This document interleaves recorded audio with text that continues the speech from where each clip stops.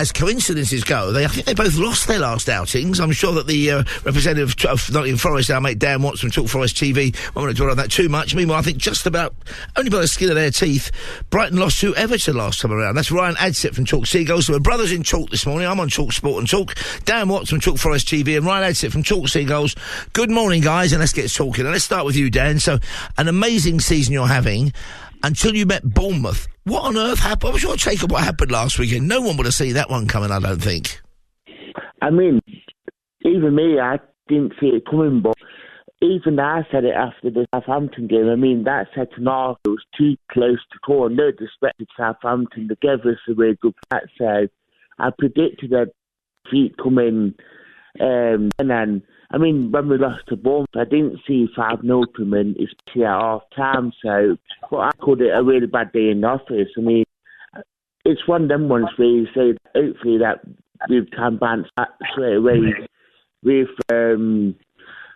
this weekend, but I mean, Brighton's a real side, and they won't make it easy for us. But that's the thing, isn't it? I mean, Brighton also have had their blips this season. I mean, you're doing reasonably well, nothing compared to what Forest were. And for a while it seemed as if everyone thought they were going to be the Mike Tyson of this season, almost unbeatable. And then along come your South Coast colleagues, rivals, Bournemouth, and achieved that. So what are your thoughts after, when you saw that result, what did you think, Ryan? What was the first thing that went through your mind, talking to Ryan Adsett from Talk Seagulls? I'm just, overall this season, just not quite sure. I've got to be honest. I mean, I think we almost look a little bit better than we are in terms of league standing. And actually going into this Forest game, I'm quite worried. They're a very, very good team. I will be making a trip up to City Ground, so I'm excited for it. But at the same time, I've not got that confidence at the moment. We're not really playing the best football. I think I can only really remember about 2 or 3 games off the top of my head. We've played that beautiful football that Brighton have been associated with, and to be honest, I've got to be honest, I'm not happy with it. I actually am quite worried about what could happen this weekend. Except when that 5-0 result came through, it was just astonishing, I thought, for Nottingham Forest. I think, as I said, I genuinely thought they were I don't think no one would have seen that coming, even though they're at the home ground of the Cherries. It just seems to me like something was beamed in from another a parallel universe or something, one of the Marvel multiverses. Yeah, that's true. I think with Forest, though, it doesn't really bother me. I mean, it's similar to us when we had our unbelievable season getting to Europe. I think it was actually quite soon after our semi-final we went to Forest and lost 3-1. We quite regularly lost huge games. 6-1, I think, to Villa. And, we've had our drillings our side. I think we lost 5-1 to Everton not so long ago.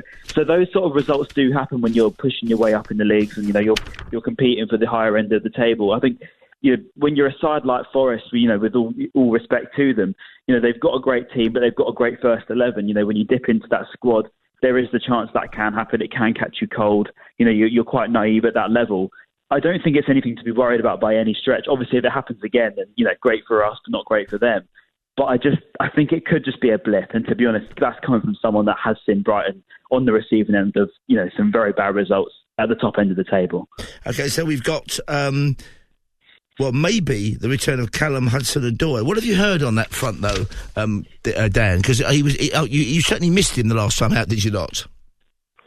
Yeah, I mean, Nuno had his press conference yesterday, and he said there that he might not be back for this weekend, and that he hopes he'll be back soon. So it's massive loss when you lose Hudson-Odoi, because we all know what he's capable of, especially that his career. So massive loss. But I mean, we got the depth in the squad now, whereas last 2 seasons we not had it. So, I mean, we got Sosa that come out there, we got Jota. So, it's not a massive thing. We always say that it is a team game. So, it's not a massive worry. But, we all know that Hudson-Odoi is a massive loss, and it shown last weekend.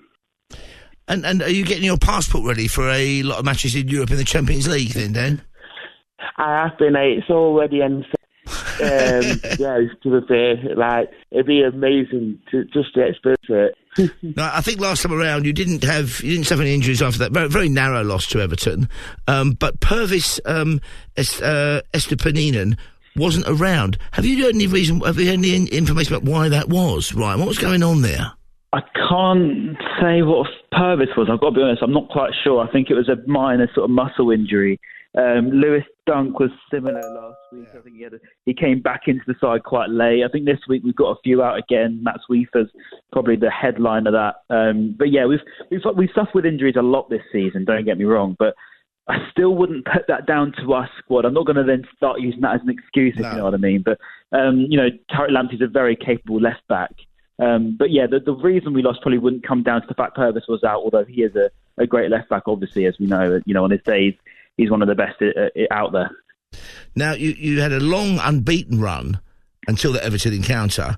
It was going to be 8 games in all competitions without defeat, and when you rocked up to the Amex last weekend, contest ended in frustration and a degree of anger for Herzl's men. How is Herzl regarded now by you Brighton fans? I mean, he's not been... he's not set the world on fire, but then again, you're in the top half of the table. Yeah, I think I understand when you talk about managers, you have to protect them. I don't like to be one of those people that likes to, completely bash managers. I think it's difficult at the moment. Is there a butt coming, Brian? Have you got a butt for us then? I'm trying my best not to say it.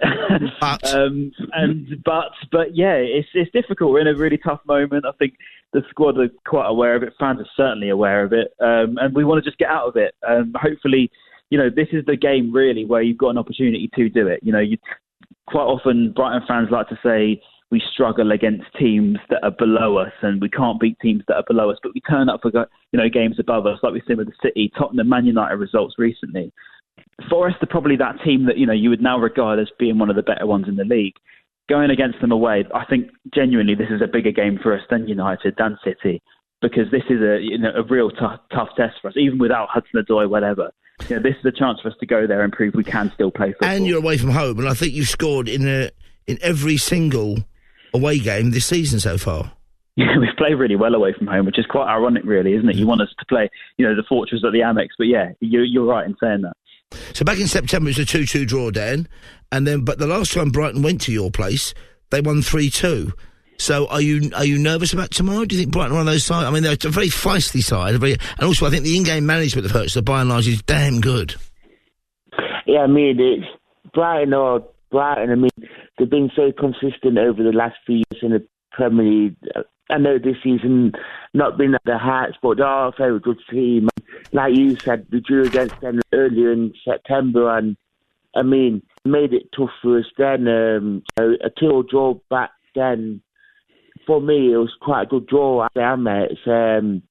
And obviously they came to us and beat us last season, so they aren't pushovers, especially, and that was on Stevie Cooper back then. I mean, now they've got us with Nuno. I mean, I'm sure it'll be another tough match like it was back in September.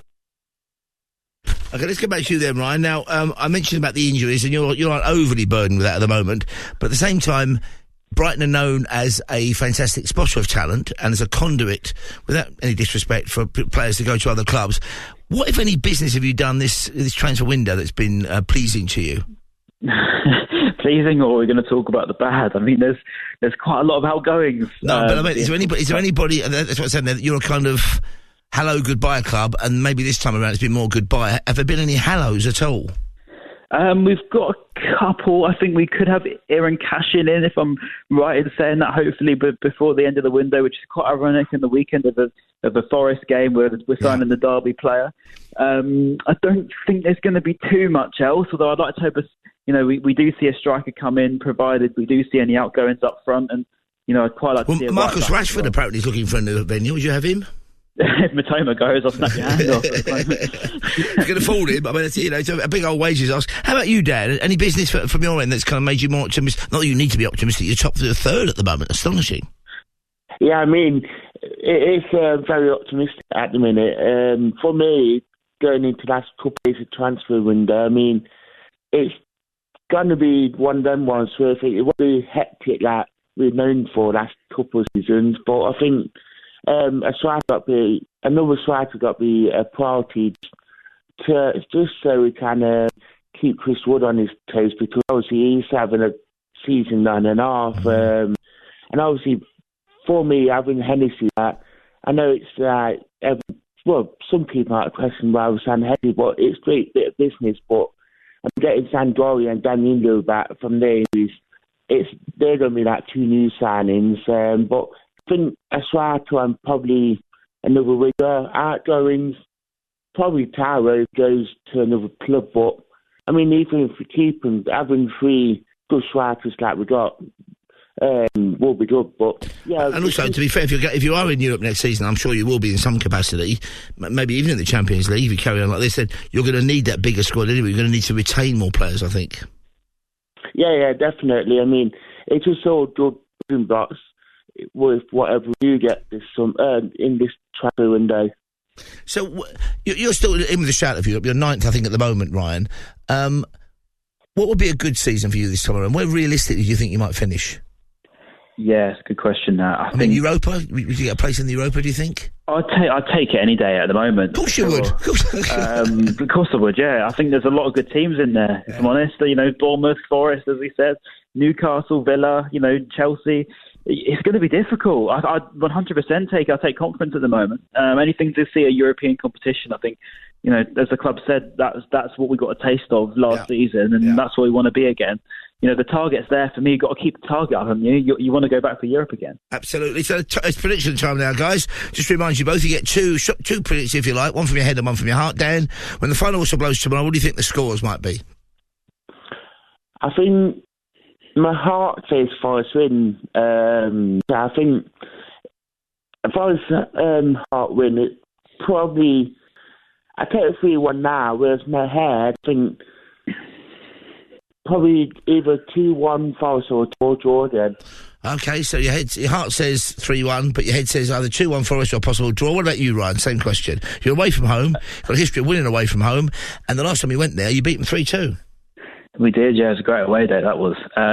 Let's go with a heart saying a 2-1 win. And the head's going to go... maybe a 2-0 loss. I think they are a very good side, I've got to be honest. 2 great guests there from Talk Forest TV, that is. We had Dan Watts. Ryan Edson was also joining us from Talk Seagulls, and that was me from Paul's and Talk Sport and Talk. That's enough talk for the time being. And that game is 12:30 tomorrow. It's our game day live kickoff game. We've got it live and exclusive on Talk Sport. Make sure you've downloaded the Talk Sport app. Get involved. You can also then get Talk Sport